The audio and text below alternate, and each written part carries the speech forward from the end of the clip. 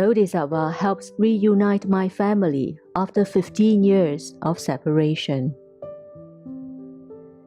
Deepest gratitude to the greatly merciful and greatly compassionate Guan Yin Bodhisattva. Deepest gratitude to all Buddhas, Bodhisattvas, and Dharma protectors. Deepest gratitude to Master Jun Hong Lu. Good afternoon to all fellow Buddhist friends. I'm very grateful to be given this opportunity to share with you about my personal experience and true encounter after practicing Buddhism.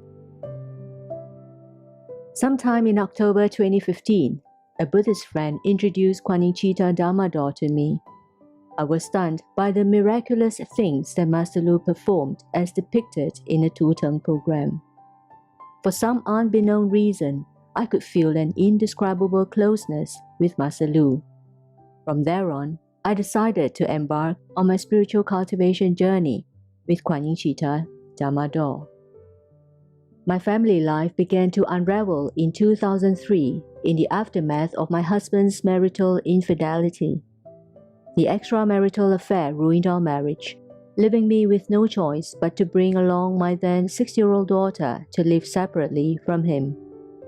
After the divorce, my husband seemed to have evaporated from the face of the earth. There was no news whatsoever about his whereabouts. As a consequence, our only daughter received zero financial support from her father. Life was tumultuous for me and my daughter in the ensuing 10 over years. Being the sole breadwinner, I could hardly make ends meet. There was no roof above our heads. Our dire situation culminated when my former sister-in-law claimed occupation of the only piece of contracted land that we had. She was insistent and unwilling to accede to our pleas. All forms of negotiation involving the village committee came to naught. Overwhelmed by the harsh realities life had thrown at me, financially broke and yet having to deal with unruly family members of my former husband, my heart was filled with hatred. I was insistent of changing my daughter's surname in my quest to terminate all possible links with this family. In 2008, I got to know that my former father-in-law had a fall prior to the Lunar New Year and broke his leg. On the first day of the Lunar New Year, I decided to visit him with my daughter on the pretext of wanting to wish him well.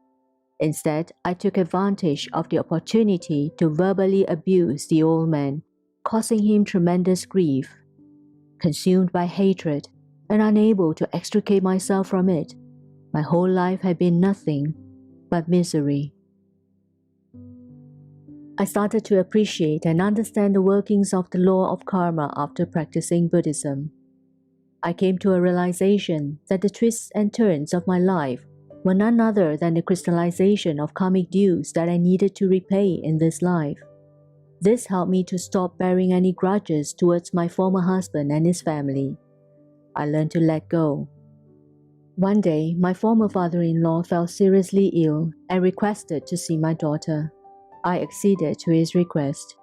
However, my daughter was adamant of not meeting her grandfather. After all, she had been with me all those years and hence was subject to my negative influence. To break the impasse, I decided to confess my wrongdoings to her.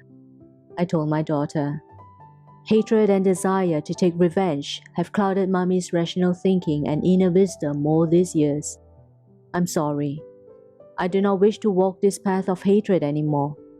Can you be with Mommy as we take a brand new path?" My sincere repentance helped convince my daughter, and eventually she relented and promised to return to the village to pay her grandfather a visit. My father-in-law bounced back to health soon after, and their relationship started to improve.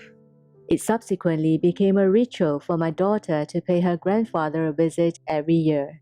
On many occasions, she would return home to ask me, "Mommy, why does Grandpa cry whenever he sees me?"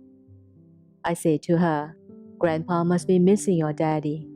Sometime in October 2018, my former father-in-law rang me and confided that he had a feeling his son was no longer alive, as it was impossible that he did not contact any one of us for the past 15 years.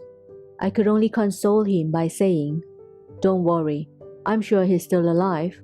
He's too young to die." Unconvinced, my father-in-law continued to toy with the notion that his son was long gone. He revealed that the Lunar New Year's Eve had always been the most difficult for him, whenever he had to display the ancestral tablets to pay respects. On this day, he would be torn between adding or not adding his son's name to the ancestral tablets. He was worried that by not doing anything would render his son's spirit homeless. On the other hand, adding his son's name might be a bad omen if he was still alive. He choked as he spoke, and I teared up, listening to him. The second day after my conversation with my former father-in-law, as I was offering the incense and kneeling before the statue of Bodhisattva, I fervently implored for Bodhisattva's blessings so that I could get through Master Lu's Tu-Teng line. All that I wanted to ask was whether my former husband was still alive. If he were, I hoped he would make an attempt to reconnect with his long-abandoned family. If he weren't, I hoped he would visit his family members in their dreams.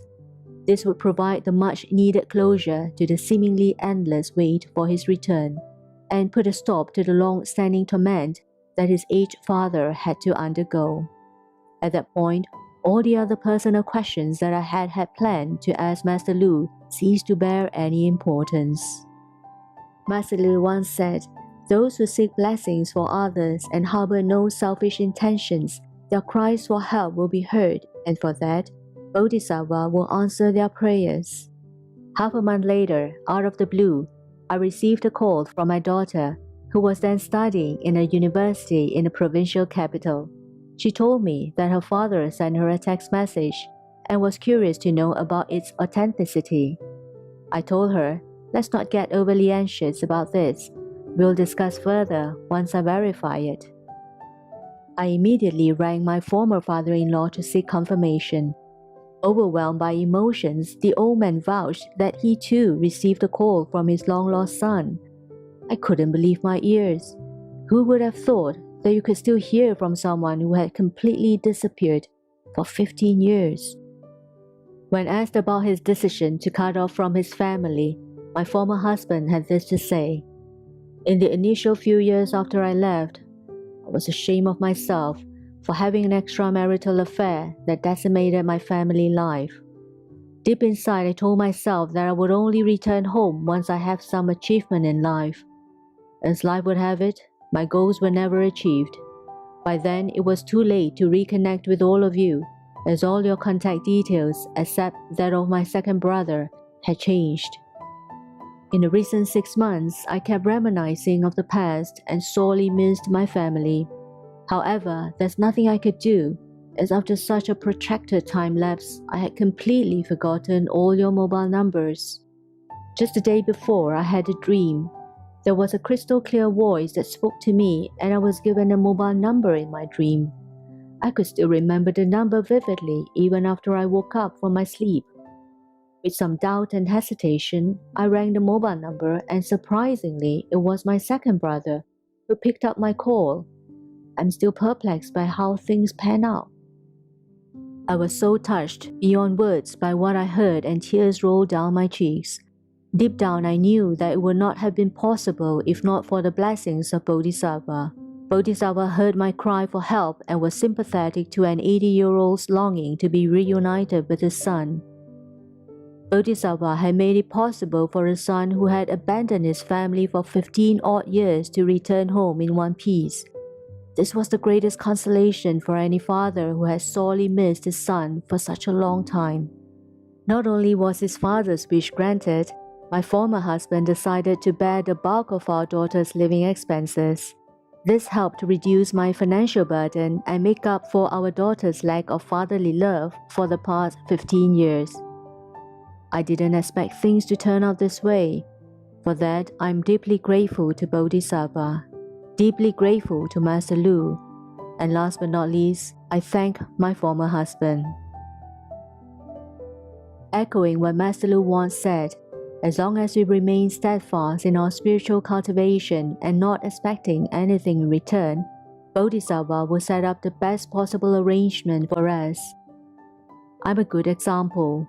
In a short span of 10 over days after my prayer request, I bore witness to the mercy and compassion of Guan Bodhisattva and the boundless power of Buddhism.